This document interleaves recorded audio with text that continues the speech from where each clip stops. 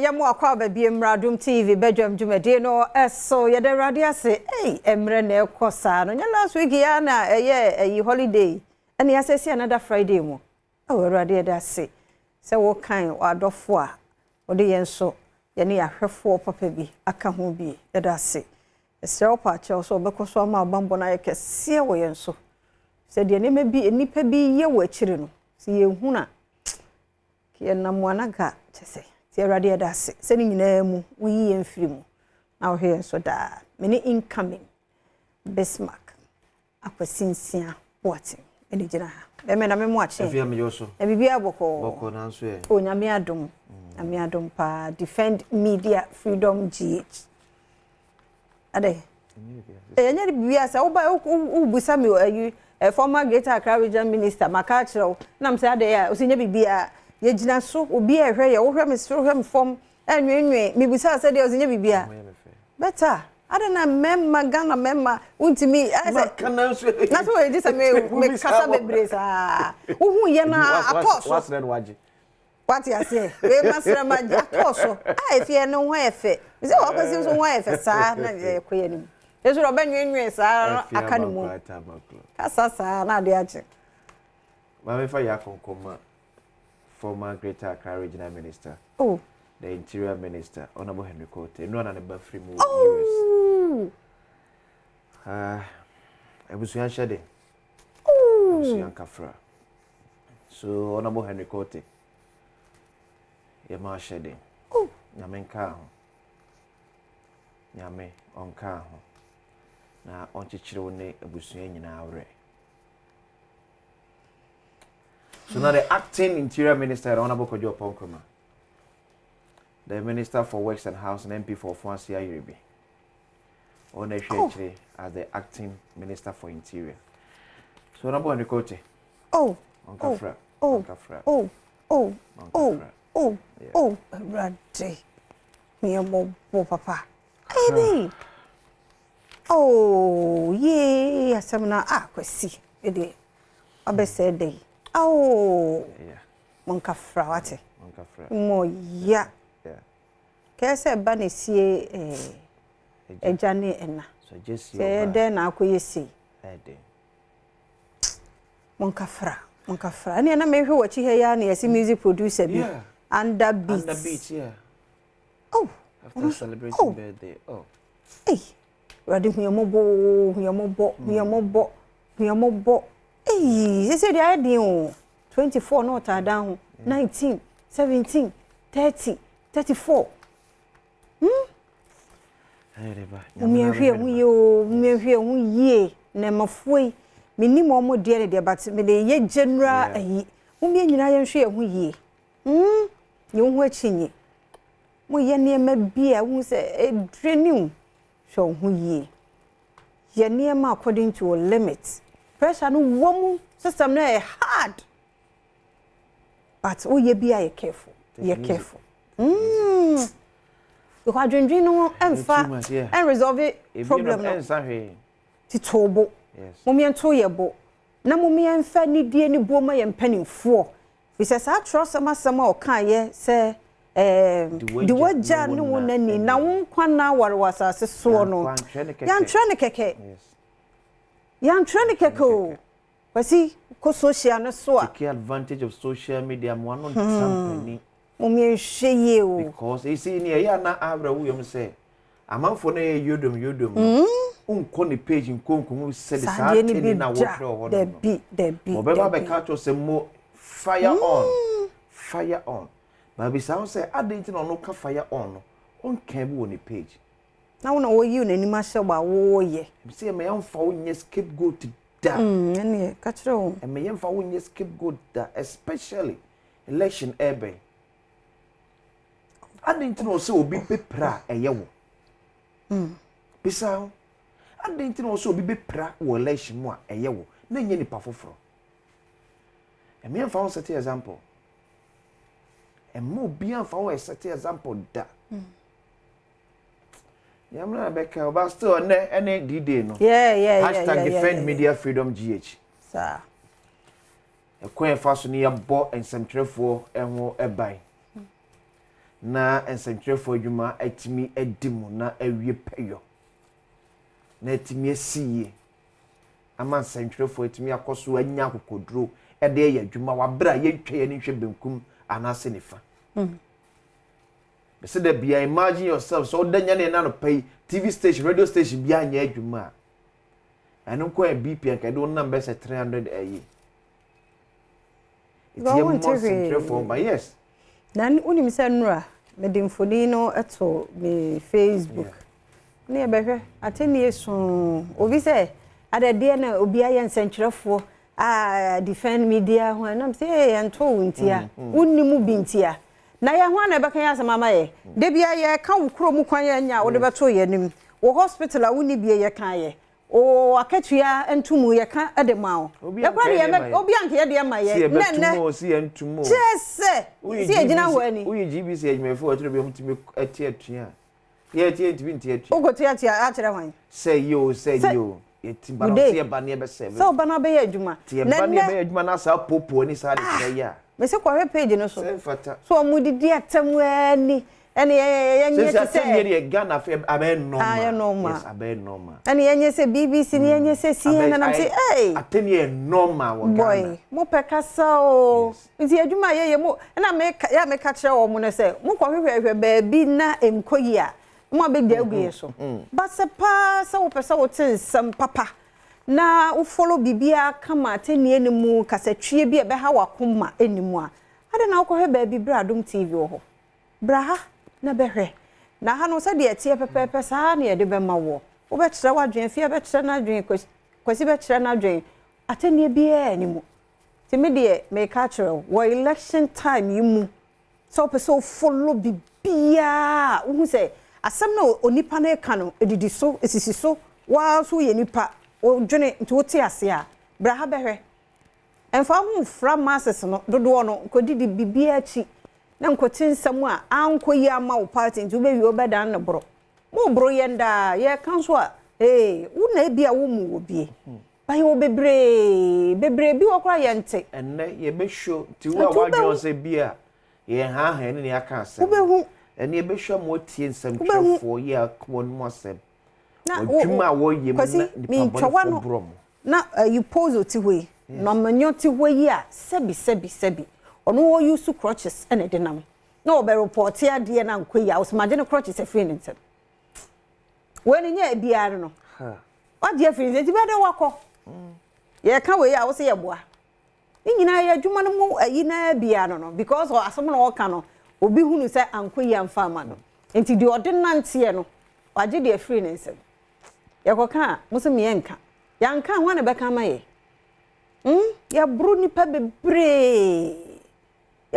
bebre nanso ebi omuni kamafo enti ebre no ne enne koka ye ho ewo Kumasi City Mall panimfo ni nyina wo ho videos no wo mo afa oya wo mu ya bru wo mu nsantwe adwuma no ene ye show ni nyina so wo ho wankasa de kodeko hebi se wontumi nkoho kra wo de share live on Facebook ana Badwam TV by 7 ekọ nyina adwumadie no ehwase ana Insura FM Adom FM Asempa FM yade ni nyina nso ebefa ho ana ye social media handles ko ho no ma obehu de ye ka na wo awu entwia wo hu nti na ye o se ye boa na so wo busuani bi ye nsentwurani ene wakọ one day abam ya bro no a wa hwekra nka bia wo no wa no den kura be buru ye nyina ye de so nti saade na emeka wo a menye ne se ase ye boa ye bo yesirem ye bo yesirem ne akokan ede ne ye benya afiri mu mo bro ye nda mu nti obi agya adwuma ye otifie nye so agya adwuma ye no kura koye fufuro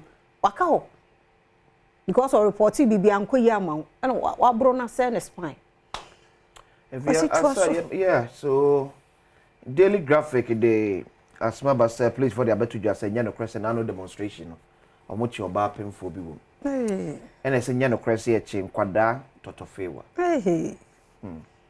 and your statement so the doors point by point about 22 was a 21 enra as of enra nyme no match nipa 54 mema 49 ma 5 na ne o mi esef ya ye nyina so me ani na ho enye bibia na o se fie so kra yes kra hwe ye koso de niema nyina ye amanyosem serious pa serious serious ana kwasi mi ntwa no se news no kura wutie ya won say chia ye che wo mu no nye se wo ye demonstration stop galamsey now no de bi na wona se galamsey no ye de eno kura de me awrade mpa ye na bibi si na nka obi ye behu wa ye nchewo anka problem ni ho but hwe NDC amanyokuo the whole Ghana 16 regions so hwe nipa tisi mountain so ade na ate what is Sir Johnson Asiru Nketi akotambo se wa block kwan because we ye demonstration ye electoral commission na a major role like 37 military hospital kwabnani atam edua de akosi kwan nipa da sere da form so maka anko obi yare ase de no wura mu so bi yare na won ko se ye de osim de maka anko because me ye demonstration and we sit in our houses near defend this the way ya na ahrewo ya na eya and ye kwachi nkrofo de mo court de ye nyam panifo afa ya no te asema benti yen kan bi and panisi mama focus te mo ye nyatwom because when these boys were picking stones and blocking kwan ni egia lord kwam ni e bobo ya block kwati ye egia lord kwam bobo unnecessary traffic ya antipani bi as won condemn you but ye chi omodu omo call police station no ye nya pani issue statement on his Facebook. Former president mama condemn say any mom 2 weeks. E tule bia ye ne mane ye ya. Ye ne mane ye ya. Se kodu sam pempen so say. Aye dia na si. Me see NDC, the 16 regions of Ghana. Men ko akire enkana me wonti krade na hu ye. Hwe nipa domo atisi abonte so. Ni hwe da democracy have nipa se na demonstration. No me yesai. No me yesai. Omu even 1/4 of NDC for atisi abonte so e wo kan krodwe mu. But look at the nuisance omu cross on our roads. Na nipa da se na timi gino ka se. Ye ka te se nipa na etwe mo se Ghana from boy. And we sit in our homes and support this. Hey yeah. Ya mama nyo some sell mine no. Hey yeah. It's so sad. See a dear man about this level. Tipesi amanyofo. Former President Mama Debia Mekameka say, you are not just a flag bearer of the NDC. You are a national asset. Osumpo de Magana. Tinima se bi mana se ma se bi nkofo bi bifu na se bifu na anko e na akotutum se ya ye na mu bi ya ya because time a blocking road no former president mama ya antisa wo kire se mafa ho but ye chomu do mo court across every man 2 weeks there you are condemning it. Why? O party for your demonstration and penfo to road de animu ya antisa ba kumpo se ya blocking electoral commission kwan. Yeah, please, for us to be a make us come home. If you don't know, we say, and to show, Yamin Pengu, say no bid the traffic nim, and if you uncle woo, yeah, and can't blame me, please, for us, and one can't blame me. Because, please, for see, and Passadia on some account will be a. And a jibe ni padasani, and when you feel, and no didn't sue, and I bid that crime. Sakas and 1 peso. Yet traffic is still cream. All because Obiso a demonstration. Na kawo ye demonstration ka please for car key so ko to yede. Please for car key uko to the yede. So ye demonstration about galamsey. All because o person to na mo na please for ye bibi. Na man ko esa please for the mo sa okanipa. Mumye hwe no kram ni enka no kram fa nkire ho. So ye endis na bisa sent to so. Former president mama na ti abanya so. E na manfo bi eye sa ye kire ya. What would be your stand? Yenwe Ghana ho. Yenwe Ghana ho because this is our country. And wafia ebia na manfo nim ye won krofo bi efira mo no ne o mo hye saade we yachi ye won krofo bi efira mo no ne a o mo hye saade we yachi se yinya sori amya no amene mu ne entuta amfa ntia saade we ya ebibu aka ye nyina ekom emre naso eti no pregnant woman no child arrested and so ewa hanom. And Baumia to launch taxi drivers digital platform and so daily guide.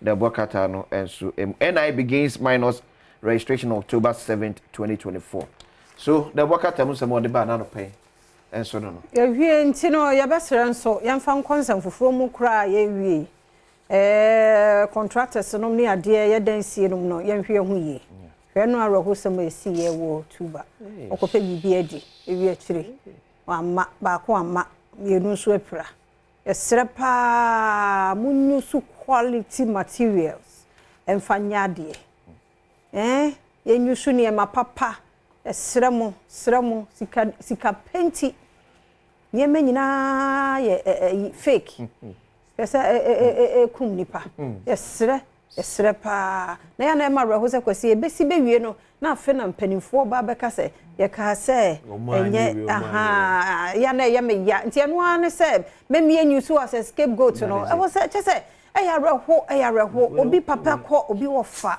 ohu afe ne ye be kire se ye ka se mo munye sei nti no wo ka ba ko a wanye na no ano no ana till se BBC afe ne ye beti committee abeka brofo bebre radin hu ye mobo na mo anso se nipa na tue sika se mo nto papa na sika penti wo so wo to small one ade anwea dodo agum ama efrofro ekum nipa ya mo mie nyai ye ni no kre me ye ho ne ye no kwaridifo a nyame de bibia cha ye so man nanso ya dwen boni nti na ehwehwe a ya bedru sei enye obi a yenya nkasa ye ho ti nyina ye wo studio ha kura ye se ye yi ade yi a bibia be ko yi nti me no mienu ye nye de so mamba pa dwene wo de ye papa so obi ye bo wo de ye papa ne no ebe ye nhira ma no de wo ye no bone no obefa no so no de ko kwasi emfansi ha ye da se ye kona agudie mu nsam ato aso na se de na wotwe mu nyina nso health tips no ye mfanwie di tie bi na afi ye be kwa asante mantamu na defend media freedom GH no ya pa ho entuma ya da se